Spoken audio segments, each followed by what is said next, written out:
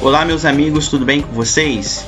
Hoje iremos iniciar um novo exercício de resistência de materiais. Então, um olhal está sujeito às forças de tração mostradas ao lado.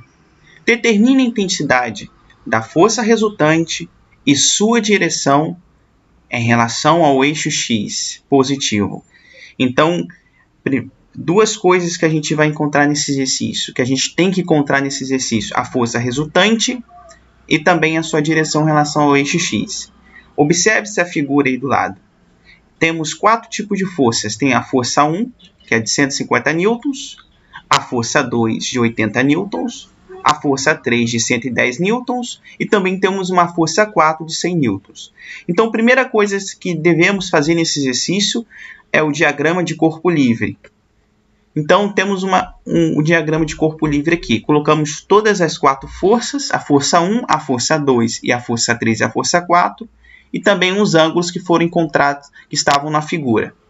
Então, vamos achar o somatório da força em X. Tudo em relação ao eixo X. Então, vamos lá. Temos a força 1. A força 1 ela tem um ângulo em relação ao eixo X de 30 graus.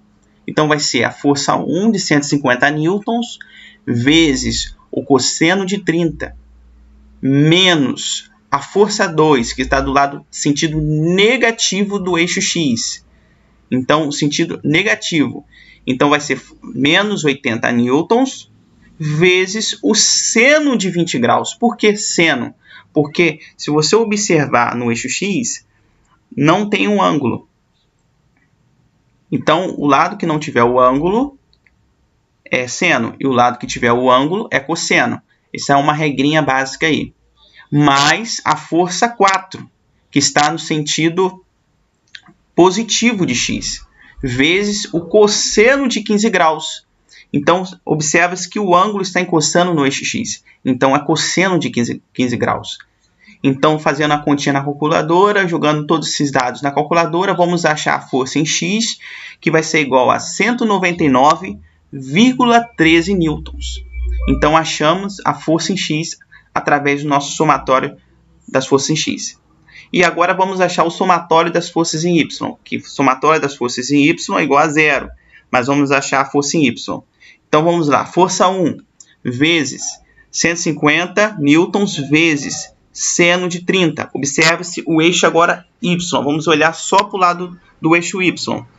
Força 1 vezes seno de 30, que está no sentido positivo do eixo Y, mais a força 2, que também está no sentido positivo do lado de Y, vezes o cosseno de 20 graus, porque o 20 graus está encostado no Y, então está com ângulo.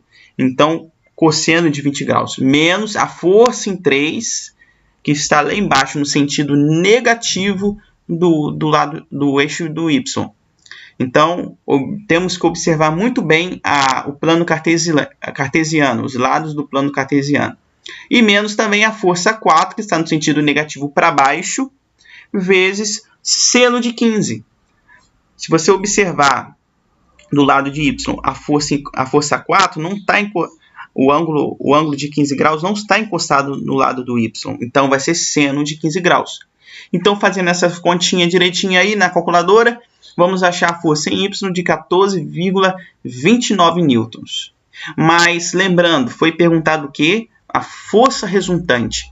Então, a força resultante é força resultante ao quadrado é igual a raiz da força em x ao quadrado mais a raiz também da força em y ao quadrado.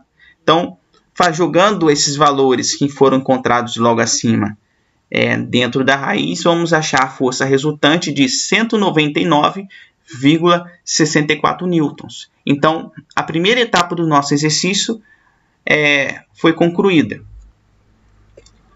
Mas também vamos achar a direção do nosso exercício. Então, vamos lá, arco tangente da força em Y.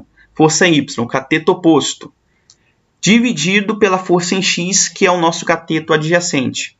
Então, fazendo toda essa continha, força em Y, que foi encontrado 14,29, dividido por 199,13.